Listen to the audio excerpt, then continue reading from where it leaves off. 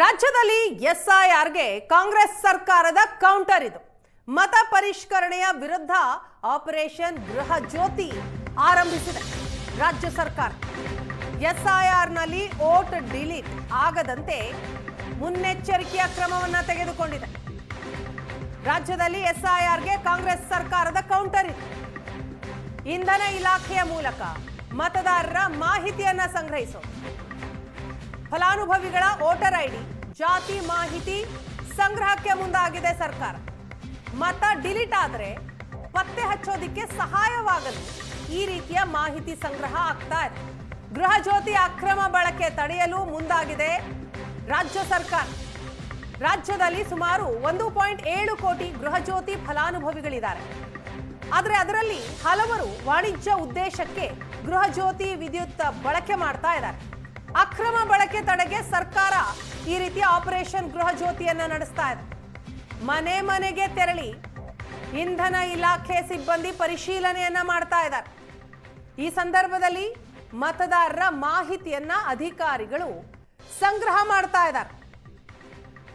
ರಾಜ್ಯ ಸರ್ಕಾರದ ಗೃಹ ಜ್ಯೋತಿ ಯೋಜನೆಯ ಫಲಾನುಭವಿಗಳ ಮನೆ ಮನೆ ಪರಿಶೀಲನೆಯ ಕಾರ್ಯ ಈಗ ನಡೀತಾ ಇರೋದು, ಇವತ್ತಿನಿಂದ ಆರಂಭಗೊಂಡಿದೆ. ಕಾರಣ ದುರ್ಬಳಕೆಯನ್ನ ತಡೆಯೋದು. ಹಲವರು ಈಗಾಗಲೇ ಇದನ್ನ ವಾಣಿಜ್ಯ ಉದ್ದೇಶಕ್ಕೆ ಅಂತ ಬಳಸ್ಕೊಳ್ತಾ ಇದ್ದಾರೆ. ಅದನ್ನ ತಡಿಬೇಕು. ಹಾಗಾಗಿ ರಾಜ್ಯ ಸರ್ಕಾರ ಇಂತಹ ಕ್ರಮಕ್ಕೆ ಮುಂದಾಗಿದೆ. ಎಸ್ಐಆರ್ ಕೂಡ ನಿನ್ನೆಯಿಂದ ಆರಂಭ ಆಗಿರುವಂತಹ ಈ ಸಂದರ್ಭದಲ್ಲಿ ಕಾಂಗ್ರೆಸ್ ಸರ್ಕಾರ ಅದಕ್ಕೆ ಕೌಂಟರ್ ಕೊಡ್ತಾ ಇದೆ.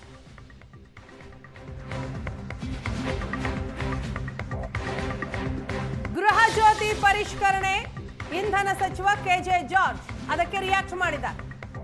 ಪರಿಷ್ಕರಣೆ ಅಲ್ಲ, ಅರ್ಹರಿದ್ರೆ ಸಿಗತ್ತೆ, ಅನರ್ಹರಿಗೆ ಸಿಗೋದಿಲ್ಲ. ಅರ್ಹರಿಗೆ ಮಾತ್ರ ಕೊಡೋದಿಕ್ಕೆ ಮಾಹಿತಿಯನ್ನ ಪಡಿತಾ ಇದ್ದೇವೆ ಅಂತ ಕೆಜೆ ಜಾರ್ಜ್ ಮಾಹಿತಿಯನ್ನ ಕೊಟ್ಟಿದ್ದಾರೆ. 1,64,00,000 ಫಲಾನುಭವಿಗಳಿಗೆ ಗೃಹ ಜ್ಯೋತಿಯನ್ನ ಕೊಡ್ತಾ ಇದ್ದೀವಿ. ಇದರಲ್ಲಿ ಜಾತಿ ಕೇಳೋದ್ರಲ್ಲಿ ತಪ್ಪಿಲ್ಲ, ಅದು ಕೇವಲ ಮಾಹಿತಿಗಷ್ಟೇ. ದೂರುಗಳು ಬರ್ತಾ ಇವೆ, ಹೀಗಾಗಿ ಅನರ್ಹರನ್ನ ಗುರುತಿಸ್ತಾ ಇದ್ದೇವೆ ಅಂತ ಸಚಿವ ಕೆಜೆ ಜಾರ್ಜ್ ಅವರು ರಿಯಾಕ್ಟ್ ಮಾಡಿದ್ದಾರೆ. ಗೃಹ ಜ್ಯೋತಿ ಪರಿಷ್ಕರಣೆಗೆ ಇವತ್ತಿನ ಸರ್ಕಾರ ಮುಂದಾಗಿರುತ್ತೆ ಸರ್. ಇವತ್ತಿಂದಲ್ಲ, ಅದು ಸರ್ಕಾರ ಮುಂದಾಗಿದೆ. ಅದು ಯಾವಾಗ ಅಂದರೆ ಮನೆ ಮನೆಗಳಿಗೆ ಕೊಡ್ತೀವಿ, ಆಗ ಗೊತ್ತಾಗ್ತದೆ ನಮ್ಮ ಪರಿಷ್ಕರಣೆ ಮಾಡ್ತೀವಿ. ಪರಿಷ್ಕರಣೆ ಅಲ್ಲ, ಅರ್ಹರಿದ್ದಾರ ಎಲ್ಲರಿಗೂ ಸಿಗ್ತದೆ. ಅನರ್ಹರು ಯಾರಿದ್ರೆ ಅವ್ರನ್ನ ಮಾತ್ರ ಬಿಡೋದು. ಯಾವ ಥರ ಮಾನದಂಡ ಸರ್ ಅದಕ್ಕೆ? ನೋಡಿ, ಅದು ನೀವು ಫಾರ್ಮ್ ಕೊಡ್ತೀವಲ್ಲ, ಆಗ ನೀವು ಜಾತಿ ಕಾಲವನ್ನು ಸಹ ಕೇಳ್ತಾ ಇದ್ದಾರೆ ಅಂತ. ಅದ್ರಲ್ಲಿ ಏನು ತಪ್ಪಿದೆ? ಜಾತಿಗೆ ಎಲ್ಲರಿಗೂ ಅದೇ ಸರ್, ಅವತ್ತು 2023ರಲ್ಲಿ ಪ್ರಣಾಳಿಕೆಯಲ್ಲಿ ಅವತ್ತು ಜಾತಿ ಆಗಲಿ ಅಥವಾ ಪರಿಷ್ಕರಣೆ ಜಾತಿಗೆ ಅಂತ ಇಲ್ಲೇ ಇಲ್ಲ. ಜಾತಿ ನಾವು ಇನ್ಫಾರ್ಮೇಶನ್ ತಗೊಳ್ತೀವಿ ಅಷ್ಟೇ, ಅದಕ್ಕೆ ಏನಂತೆ ಅಲ್ಲ ಸರ್. 2023ರಲ್ಲಿ ಯಾವುದೇ ಪರಿಷ್ಕರಣೆ ಆಗಲಿ ಅಥವಾ ಮಧ್ಯದಲ್ಲಿ ಚೇಂಜ್ ಮಾಡೋದು ನೋಡಿ. ನೀವು ಕೇಳಿದ್ರು, ನೀವು ಮಾಜಿ ಮದವರು ಅನರ್ಹರಿಗೆ ಕೊಡಬೇಕಾ ಬೇಡ ಅಂತ ಹೇಳ್ತೀವಿ. 1,64,00,000 ಫಲಾನುಭವಿಗಳಿದ್ದಾರೆ, ಕೊಡ್ತಾ ಇದ್ದೀವಿ.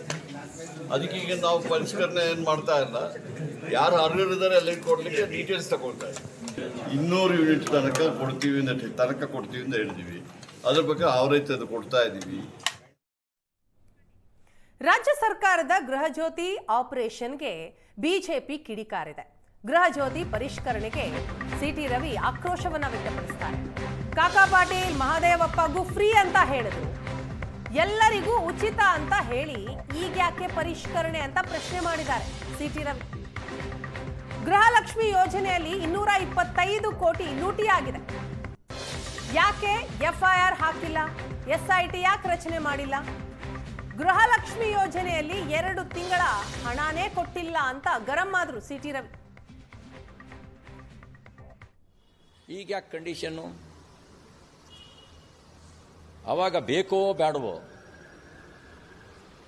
ಈಗ ಬೇಡ ಅಂದವರು ನೀವು ಅದನ್ನು ಗಿವ್ ಇಟ್ ಪಾಲಿಸಿ ಮೂಲಕ ಕೊಟ್ಬಿಡಿ ಅಂತ ಕೇಳ್ತಿದ್ದಾರೆ. ಆವಾಗ ಕಾಕಾ ಪಾಟೀಲ್ಗೂ ಫ್ರೀ, ಮಹದೇವಪ್ಪಂಗೂ ಫ್ರೀ, ಜಮೀರ್ ಅಹಮದ್ಗೂ ಫ್ರೀ.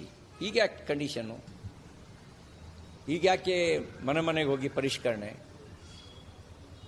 ಉದ್ದೇಶ ಏನು ಹೇಳಿ? ನಮ್ಮ ಆರ್ಥಿಕ ಸ್ಥಿತಿ ಕಂಗೆಟ್ಟಿದ್ದೀವಿ, ಕೊಡೋಕ್ಕಾಗ್ತಾ ಇಲ್ಲ ಅಂತ ಹೇಳಿ. ಮತ್ತು ನಮಗೆ ಸರ್ಕಾರದ ಮೌನ ಅರ್ಥ ಆಗ್ತಿಲ್ಲ.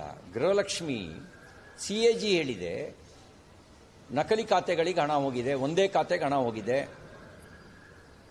ಸತ್ತವ್ರ ಹೆಸರಿಗೆ ಹಣ ಹೋಗಿದೆ. ಇದು CAG ಹೇಳ್ತಾ ಇದೆ. ತನಿಖೆಗೆ ಯಾಕೆ SIT ಮಾಡ್ತಿಲ್ಲ? ಯಾಕೆ FIRನ ಇವತ್ತಿನವರೆಗೂ ದಾಖಲಿಸ್ಕೊಂಡಿಲ್ಲ?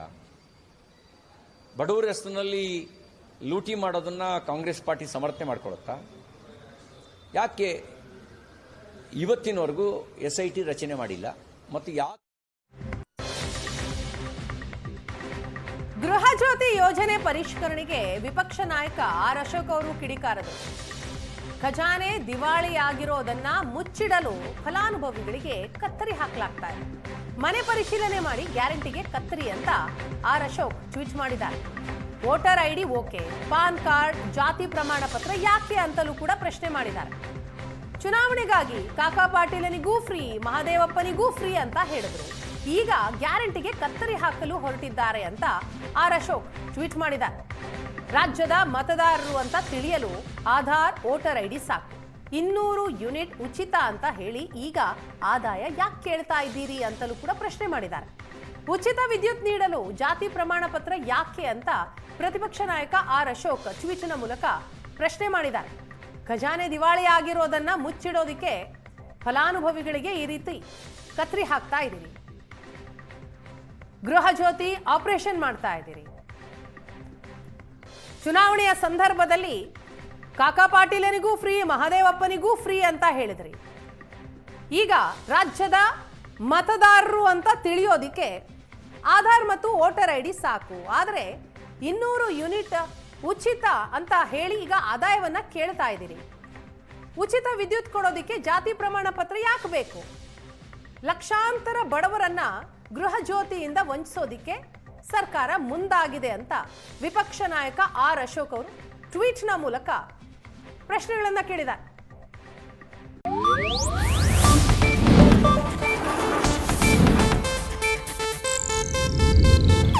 ಇದು ಏಷ್ಯಾನೆಟ್ ನ್ಯೂಸ್ ನೆಟ್ವರ್ಕ್ ಪ್ರಸ್ತುತಿ.